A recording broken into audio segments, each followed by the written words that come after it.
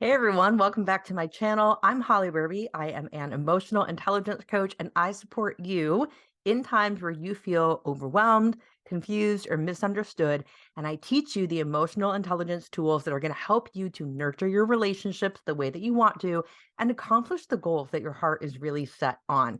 The kinds of content that you can find here on my channel are all things emotional intelligence and executive function. So what that sounds like are things related to how you communicate, how you manage your relationships, how you show empathy or not, the way that you describe your needs and your wants, your feelings. Can you set boundaries? Can you keep your boundaries? Thank you so much for being here. So appreciative to each and every one of you. And with that, let's talk about today's topic. Have you ever had a moment in your life where you have so much going on between work, family, home, and people in your life just tell you, find a balance, live a balanced life, spend some time here, spend some time there. And all you can think when you're hearing this is, that's not possible. I'm going nuts trying to figure out this balance thing. Have you been chasing the so-called work-life balance your entire life to no avail and you feel like you're not getting any closer? If you can relate to any of that, then this video is for you. Today, I'm going to be sharing with you why work-life balance is a lie. It's not real. If you can stop chasing it, feel free to live your life again. And I'll tell you what you should be aiming for instead. So let's start with what work-life balance is in the first place, according to the world and people telling us that we just need to figure our stuff out. So for me, I can only base it on my own personal experience and my clients' experiences. What happens is life is evolving. We are evolving and our life is evolving. So as we get older, we take on more responsibilities, everything from things in the home to our families to significant others, moving for a job, moving for fun, more travel things, more recreational or hobby things that we like to do. Our life gets busier. And what happens is as we go through those different seasons of life, those things that we are putting our time and attention and our energy toward, they're really important. So, for example, when I was in my 20s, I really valued my education. I really valued getting to the bottom of what I wanted to do for a living. I really valued time with my friends. I valued travel. And then when I became married in my early 30s for that first time, what ended up happening is my priorities took a big shift in a different direction. Now, not only did I still have the things on my heart that were really important to me, like my friends and travel and my education and my work life, but I also had family. I also had a home. I had things and responsibilities that I had to tend to, and they were equally important. And now, as I am in my 40s, what has happened is all those things are still important, albeit the people in my life have changed. But now I am in the process of planning a wedding, deciding where we as a family are going to live.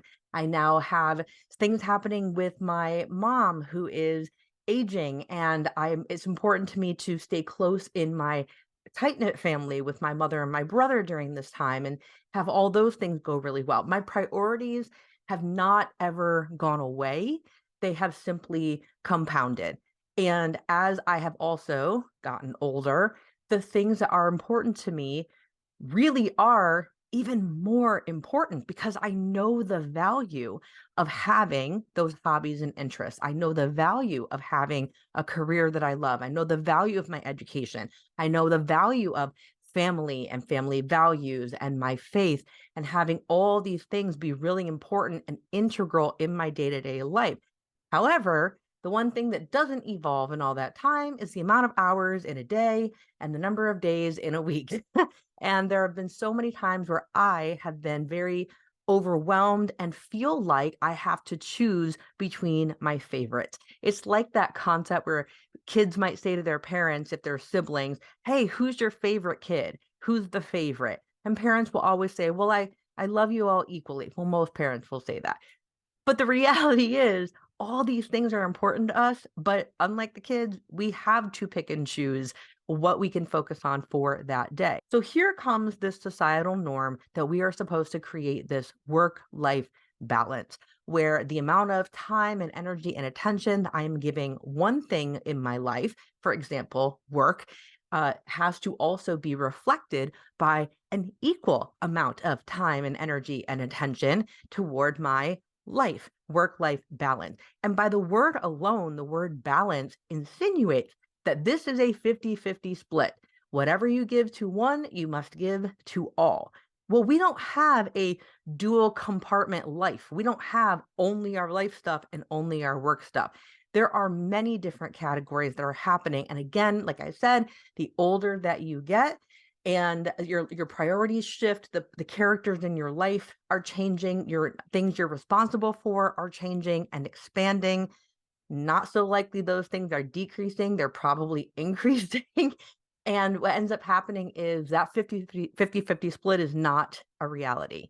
And yet, when moments of overwhelm pop up, that's the first thing we're encouraged to do is you're going to find your groove, you're going to find your balance, and we're chasing something that is not real. So what I wanted to share with you today is a tool that I have used over the years. This is something that I've taught to my clients who also go through the same thing, because part of emotional intelligence is being able to recognize, have that self-awareness of when we feel that overwhelm or when we are putting that level of pressure on ourselves to live up to an expectation or this particular level of potential that we or someone else have put on us.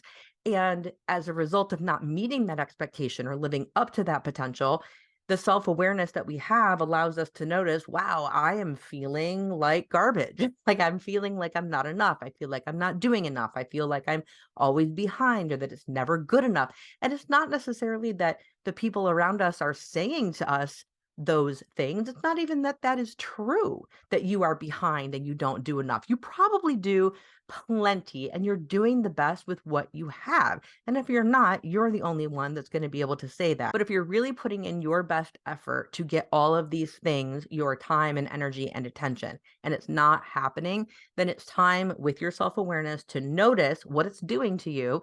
That is also an ineffective and inefficient attempt, moment, emotion, and it's time to make a change. So then the next thing that has to happen using your tools of emotional intelligence is creating boundaries.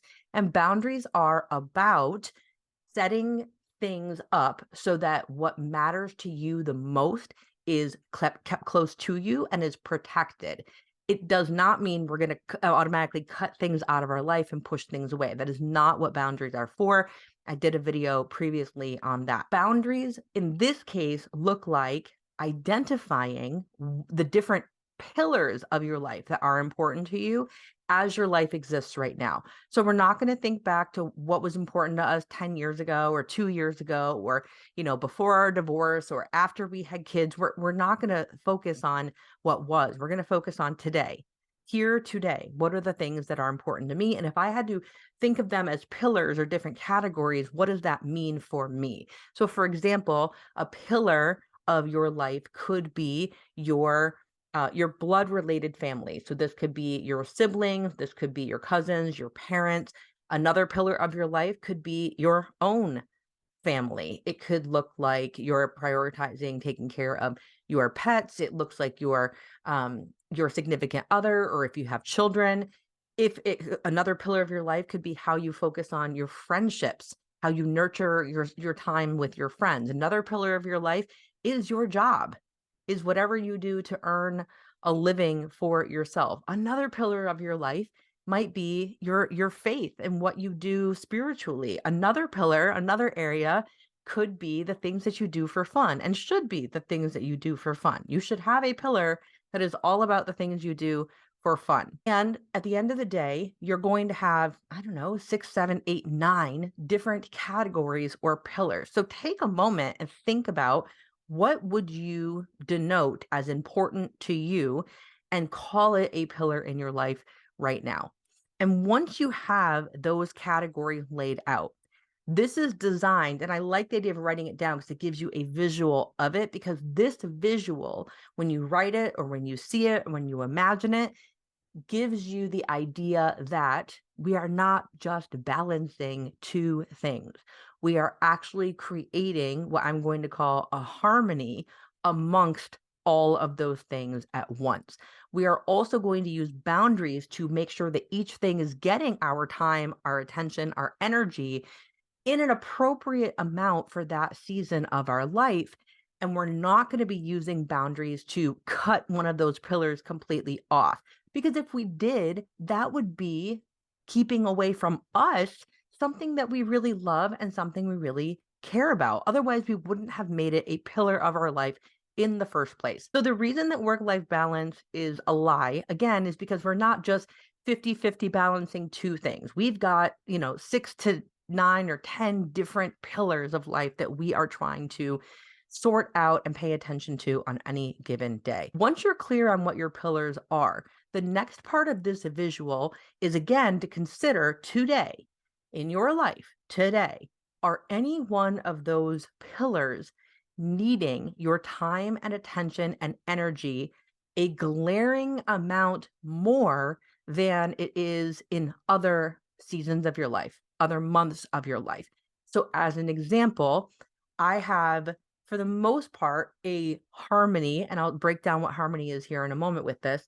I have a harmonic system of making sure that all of those things in my life are addressed on a relatively even basis. So, for example, Monday through Thursday, my career pillar is going to get a lot more attention than, say, my friendship pillar. But then when I get to the weekend, my immediate family, my fiance, our daughter, that is going to get attention from me. It's also that time to give attention to my faith. I go to church.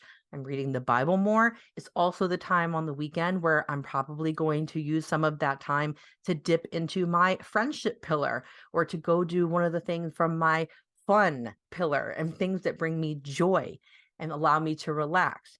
That's when things are relatively smooth, easy, rhythm, nothing unusual happening. But currently, in this season of my life, I have in my blood family pillar with my mother has a form of cancer. And that, because of that, that pillar is now requiring more time, energy, love, effort from me than it does or did in previous years, in previous months. It's not that I don't want to. In fact, I'm prioritizing that pillar even more. So, what it's caused me to do with this visual is sit back and say, okay, I've got the 9 different categories, the 9 different pillars. They all mean something to me. I am clear that they are all things that with my time, I'm setting boundaries of keeping these things close to me and protecting them. I don't want to let go of any of these things. And with that, which ones require the most amount of attention from me right now? And that looks like my career, but it also because work, like work, productivity, my passion, right? This is how I make my living. Yes, it also includes my blood family with everything going on with my mom and appointments and things like that.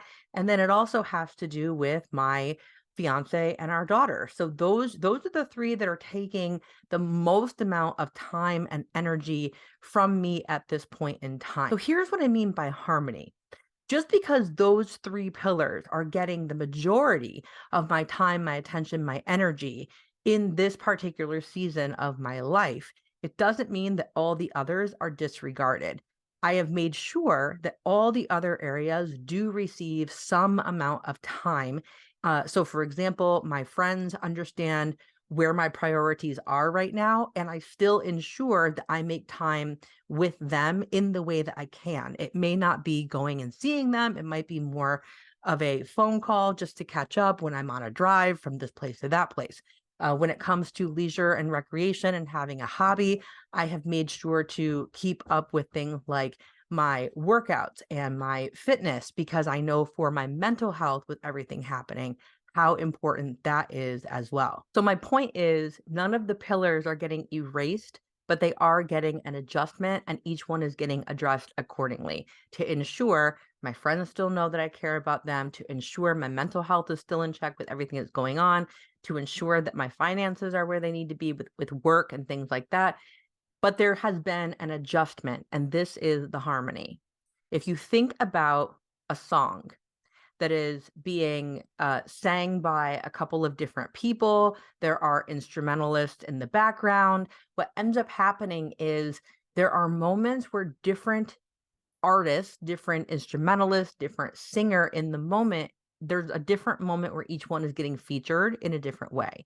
So, for example, at the start of a song, the singer is not singing just yet, but you're going to hear the guitars and the drums, and you're going to maybe hear a little more of the instrumental. And then what happens is when the singer begins to sing, the instrumentals in the background get quieter and the lead singer takes the lead. And then maybe they have some background vocalists as well. So the lead singer in this harmony has the front of the stage is number one priority. The vocalists are probably number two right behind that because they are to be audible in that moment. And the instrumentalists are taking the background, and then it flips. You go to a chorus, and maybe the singer stops singing after the chorus, for example, meaning the bridge.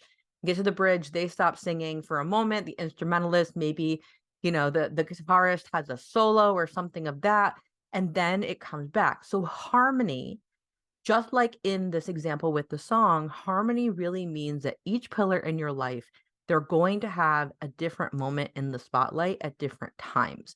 So instead of striving for this 50-50 balance that we're never going to get to, we can instead consider the pillars of our life, make sure that each one is getting time and attention from us. And depending on the season that we are in and the needs of ourselves and the needs of other people in our life that we care about and our work or whatever is important to us, we can adjust what has the spotlight in that moment without that feeling of, oh my gosh, I'm falling drastically behind. I'm never going to catch up. And if you do feel like you genuinely are falling behind and you actually have not gone to one of those pillars in a really long time because you have become too hyper focused on one or two of the pillars that have had the spotlight for too long, then that, with self awareness and noticing, that is a moment for you to stop where you're at and repeat this exercise again and sit back and remind yourself why those pillars that have been sitting in the dark for a while that haven't had their moment,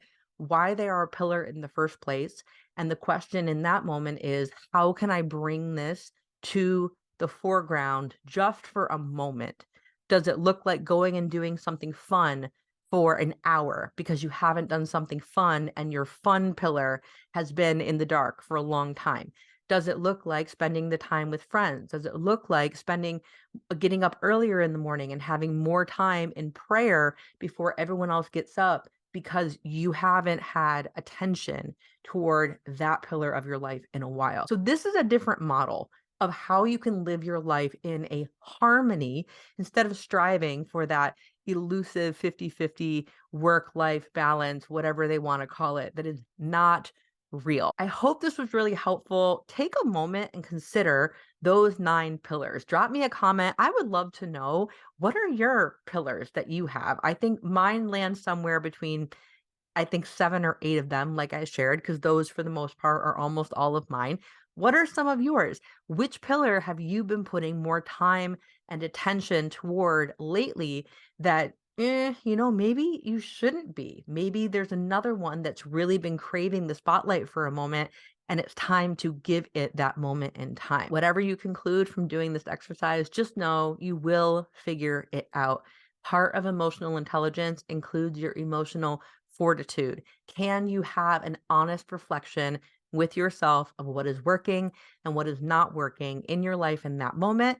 And then handle the emotions that are there, if any, and regroup, recalibrate, and go again. This is one of the tools in the tool belt. I hope this was really supportive to you. Please, if you loved this video or liked it, give it a thumbs up, click the subscribe button, turn on the notification bell, leave me a comment. Do all the things, because every little bit helps my channel get this message out there and help as many people as I possibly can. And that is a major pillar of my life. Thank you for being here. I appreciate you. And until next time, I'll talk to you next time.